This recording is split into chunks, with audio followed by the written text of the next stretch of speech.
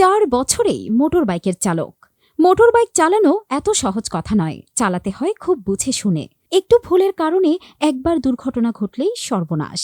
সম্ভাবনা থাকে অঙ্গহানির, এমনকি প্রাণনাশেরও। তাই তো খুব পরীক্ষা টরীক্ষা নিয়ে ভেবেচিন্তেই দেওয়া হয় চালকের লাইসেন্স।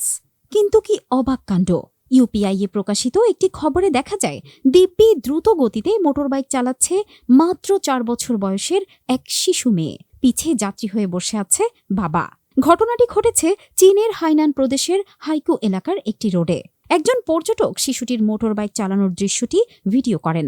পর্যটক প্রতিবেদককে বলেন, চালক বাচ্চাটি মাত্র 4 বছর বয়সের এবং তাদের দুজনের কারো মাথায় হেলমেট ছিল না।